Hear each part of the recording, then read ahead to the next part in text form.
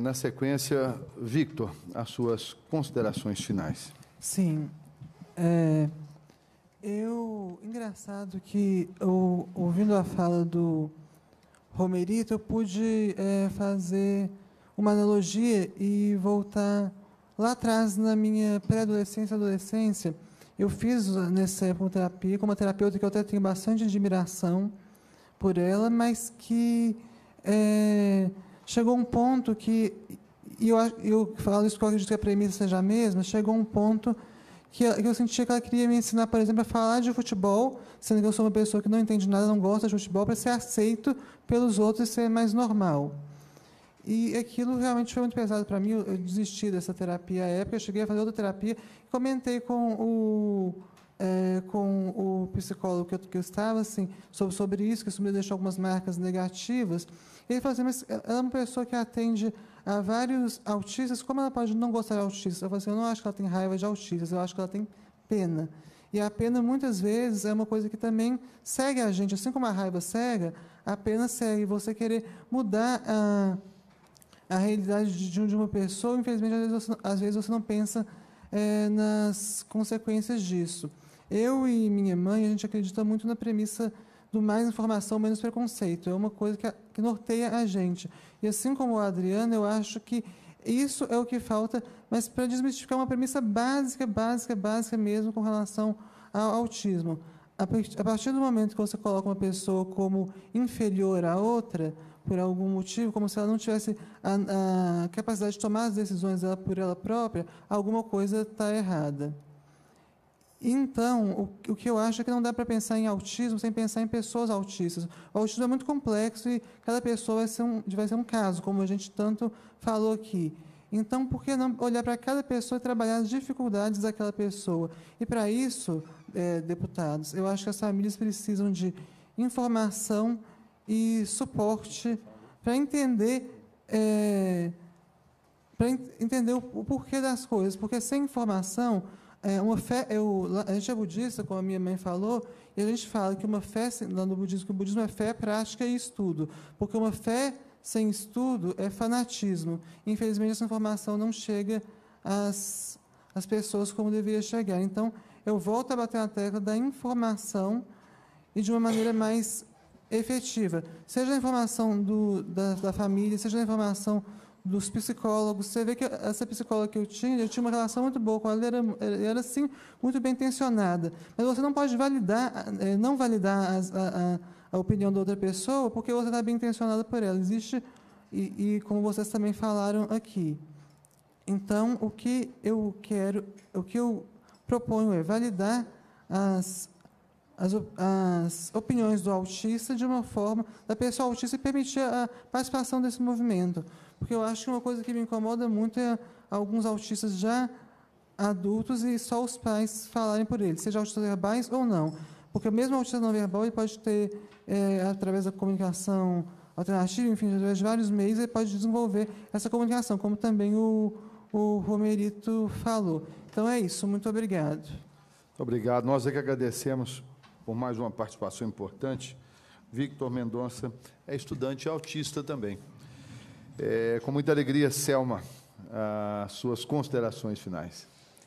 Eu cochichei aqui no ouvidinho do Romerito e falei assim, nossa, Romerito, no início eu não falei de você. Você sabe que eu te amo muito, né? Então, vou falar agora, viu? Pois bem, minha gente, eu quero agradecer imensamente essa oportunidade que a gente está tendo aqui de discutir. Ninguém vem com fórmula de bolo. Evidentemente que não. Pela palavra dos deputados também, eu entendo que vocês estão querendo aprender e construir. Não existe nada pronto e não existe perfeita receita para esse ou aquele caso. Existem seres humanos, né? E a gente tem que, então, debruçar-se e olhar no ser humano. E, voltando, o senhor falou, deputado André Quintão, o que faltaria para as políticas públicas? Eu já digo que eu não gostaria de estar no lugar de vocês, não, viu? Porque há muito o que se fazer. E no básico, porque o Victor falou, mais informação, menos preconceito. E a gente, às vezes, quer ser bom, o SUS agora, ele dá Risperidon, não é verdade? Não é, Maurício? Em alguns municípios, o SUS fornece o Respiridon. Aí aquele pai vai e pega o Respiridon apavorado, porque a criança está ali batendo a cabeça na parede, a criança está se autoagredindo. E aí, gente, com 2 anos de idade, Respiridon é o nome da marca. Respiridona, que é o princípio ativo.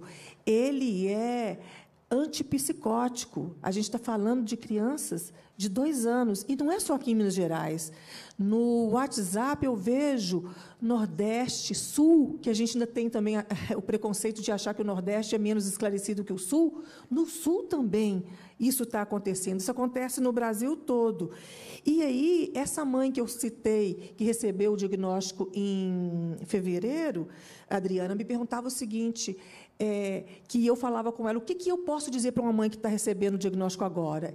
Eu falo assim, não tem dinheiro para mais nada, pensa em terapia ocupacional, depois na fono, porque o diagnóstico precoce, a doutora Liubiana é maravilhosa, e a gente quer o diagnóstico precoce para o estímulo, não para falar, é assim ou é assado.